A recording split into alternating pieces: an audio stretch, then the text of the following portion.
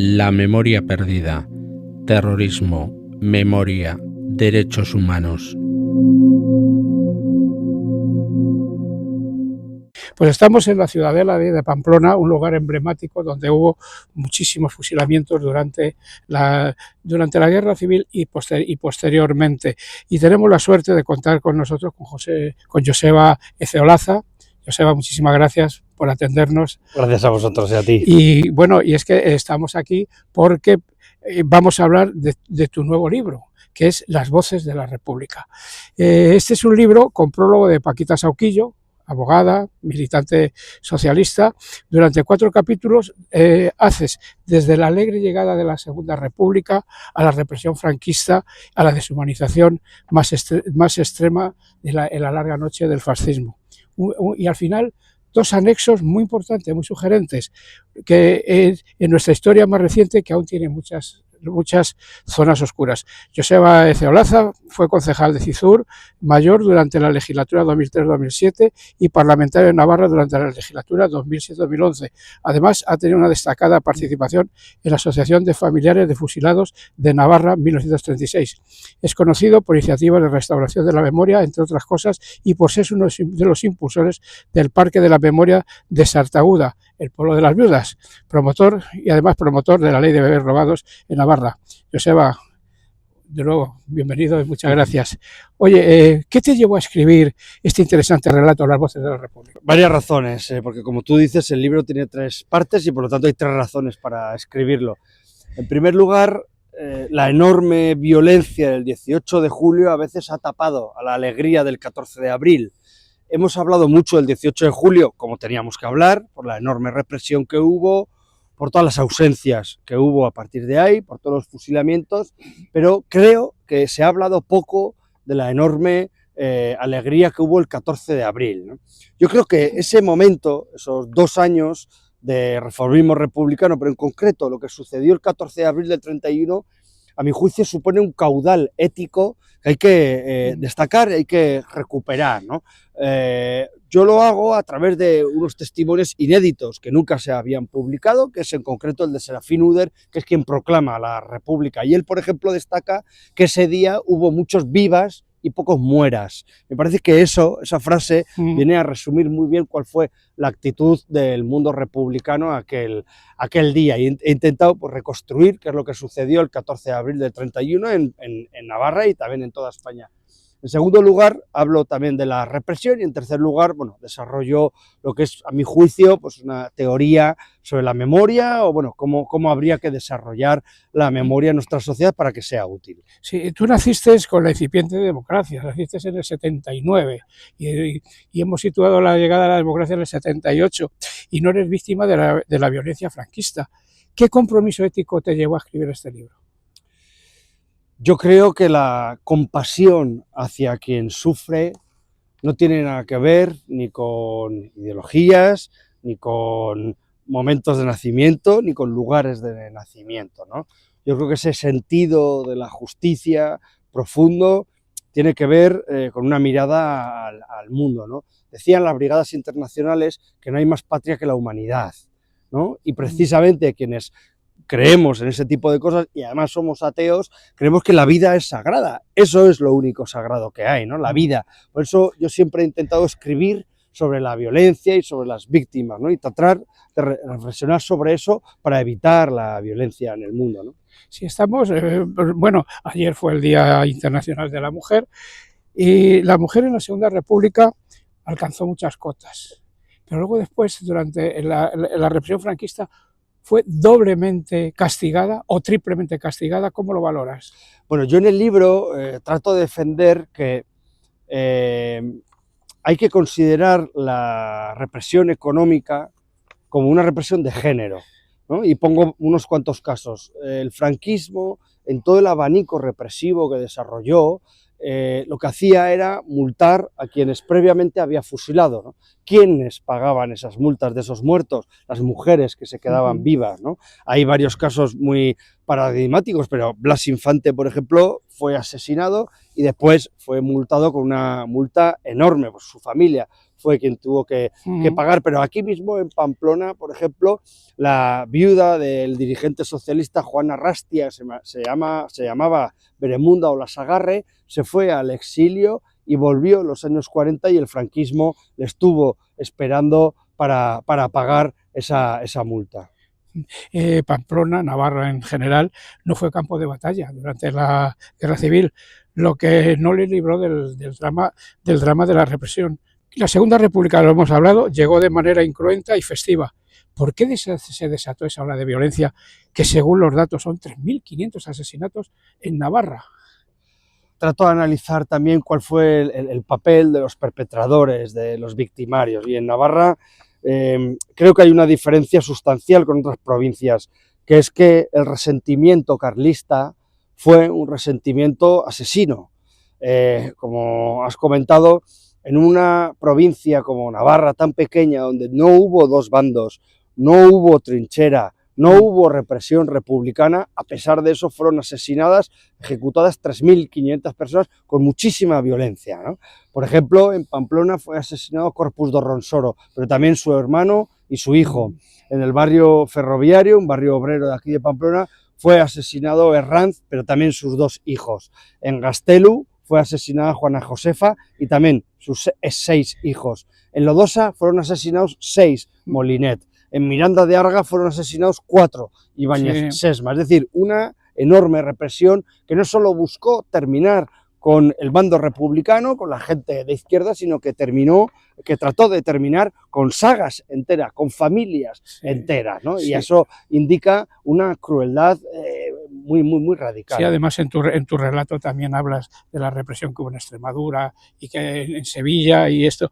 En La Voz de la República aparece Honorio Arteta, que logró escapar del pelotón de fusilamiento, y también la familia Uder, que lo has mencionado antes. ¿Qué aportan a tu relato de la memoria colectiva estos dos personajes? Mira, en lo que se llama literatura concentracionaria, que es la literatura que escriben las víctimas del Holocausto que sobreviven a los campos de concentración, Nico Ross, Primo Levi, son muy importantes la figura de la víctima superviviente, que cuenta el dolor y que hace que sepamos lo que ha sucedido. Primo Levi plantea una reflexión muy interesante sobre los límites de estos supervivientes, ¿no? Porque dice, no hay supervivientes de las cámaras de gas, porque quien entraba no salía, evidentemente. Entonces, no sabemos realmente cómo era estar ahí. Sin embargo, sí que hay supervivientes de los fusilamientos en España, ¿no? Y Honorio Arteta fue fusilado. Es decir, 53 personas, 53 compañeros fueron sacados de la cárcel de Pamplona, se los llevaron en autobuses al sur de Navarra y fueron asesinadas 52. Y Honorio Arteta no. Entonces Honorio nos explica cómo fue la mecánica de un asesinato y cómo era la crueldad del asesinato. Y él destaca dos cosas, ¿no? En primer lugar, la participación de la Iglesia, la participación activa de la Iglesia en esos fusilamientos, y en segundo lugar, la enorme crueldad de falangistas y carlistas cuando le intentan asesinar. Él escapa, está muchísimas semanas dando vueltas por el Pirineo y logra por fin llegar a Francia, ¿no? Por eso he creído que era importante publicar esa carta, que es una carta inédita, que casi no se conocía, que la conocía por supuesto la familia, que fue publicada en un medio de comunicación, un periódico, pero que creo que merecía la pena también que fuera publicada en un libro. Estamos en un lugar pues emblemático, aquí hubo los fusilamientos y aquí, bueno, pues la tragedia estaba al día. Hay otros escenarios. ¿Qué pasó en el Fuerte San Cristóbal? Bueno, mira, voy a plantear una singularidad. Siempre hemos creído que el Fuerte San Cristóbal era relevante para Navarra, pero investigando todavía más nos dimos cuenta de que el Fuerte San Cristóbal formaba parte del núcleo central de la represión de toda España, ¿no? Aquí pasaron cerca de 7.000 presos republicanos por aquí, la mayoría no eran de Navarra, y para que nos hagamos idea de la estadística, 1 de cada 7 presos murió o bien por neumonía o bien por un fusilamiento directo, ¿no? Es decir, más de 1.000 personas fueron ejecutadas. También en la famosa fuga de San Cristóbal, aquí fueron asesinadas los dirigentes de la fuga de San Cristóbal, que no hay que olvidar que se fugaron 796 presos republicanos en la retaguardia franquista el 22 de mayo del 38. Fueron ejecutadas 221 personas y los dirigentes de esa fuga fueron fusilados justo en estas paredes, ¿no? Por eso hemos creído relevante estar aquí, ¿no? Y hay un hecho muy singular. Justo aquí, al lado, a 100 metros, había un juez, el juez Elío, que estaba escondido en una casa, empotrado en la parte de arriba, y estaba escuchando los fusilamientos, ¿no? Leyendo su diario, leyendo su libro, me di cuenta de que él contabiliza 21 disparos, que eran los 21 disparos de gracia que le estaban pegando a los dirigentes de la fuga, como decíamos. Uno de los grandes libros, 100 años de soledad, de García Márquez, está dedicada a María Luisa Elío, que era la hija de ese juez que estaba ahí oculto y que escuchó los fusilamientos a los dirigentes de la fuga de San Cristóbal. Se dice en el libro, en el prólogo, después de la muerte llegó el vacío más absoluto de una sociedad que se movía entre el miedo. ¿Qué queda para superar el miedo? Bueno, yo creo que hablar de los traumas es la única alternativa posible, ¿no?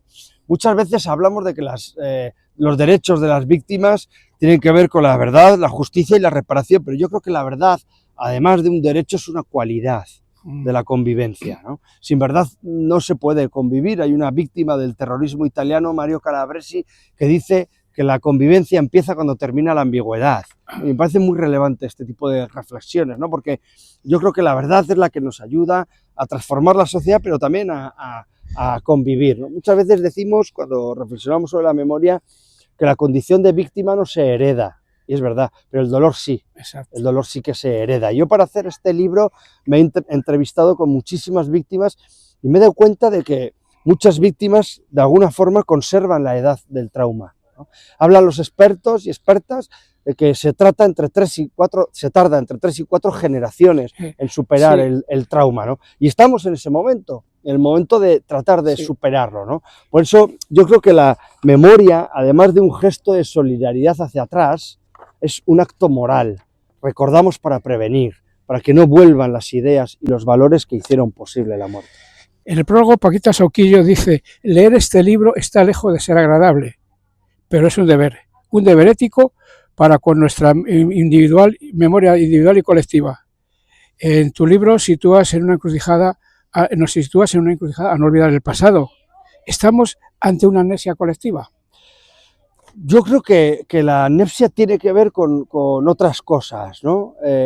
Ahora mismo la desmemoria en el año 2026 no tiene que ver con el olvido, sino con la manipulación de los hechos. Ahí está la desmemoria. Es decir, en el año 1960 se podían ocultar hechos, pero hoy no se pueden ocultar, pero se le puede dar otro significado.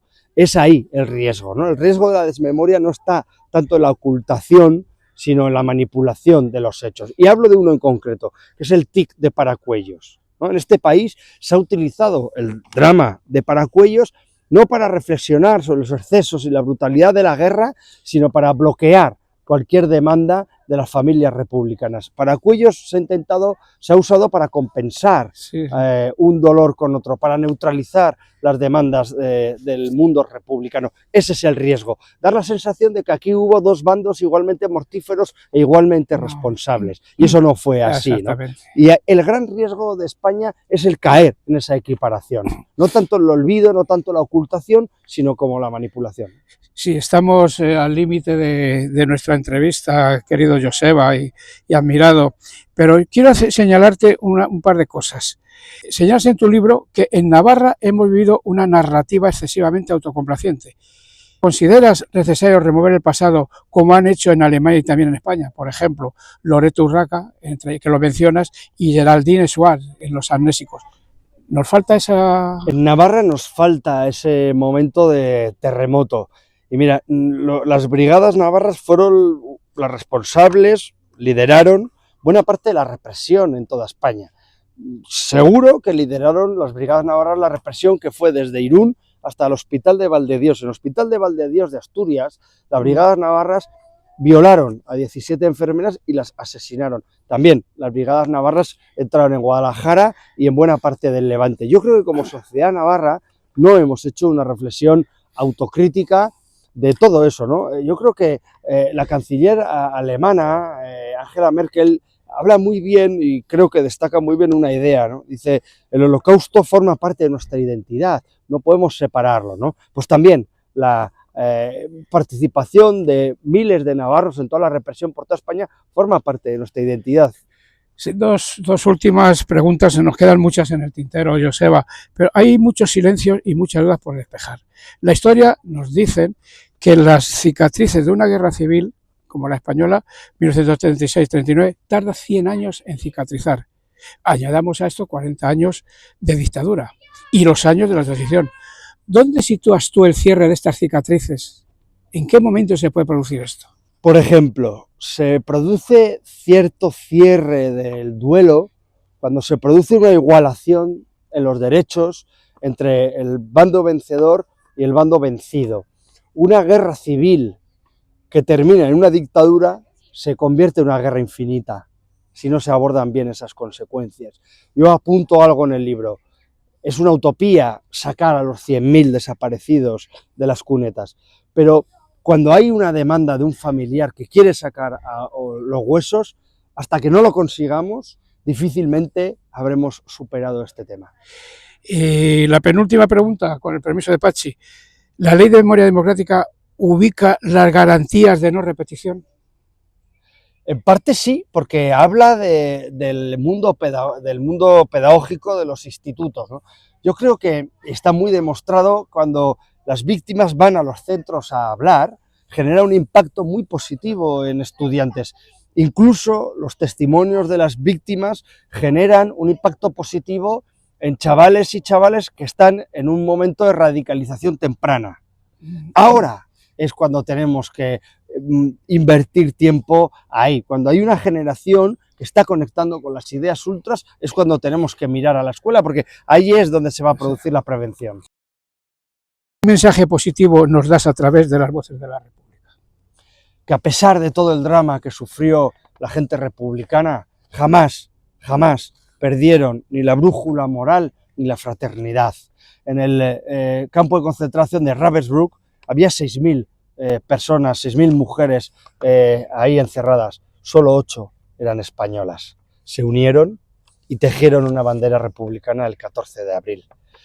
Los españoles, como se sabe, cuando entran los aliados en Mauthausen, escriben una pancarta. Los españoles antifascistas reciben a las fuerzas aliadas. Jamás los españoles, perdidos y abandonados por el gobierno, perdieron ese sentido de la fraternidad. Joseba Ciorroza, felicidades por el libro y muchas gracias por atendernos. Gracias a ti. Gracias, compañero, Muchas gracias. Y mucho éxito. Muchas gracias. La memoria perdida. Terrorismo, memoria, derechos humanos.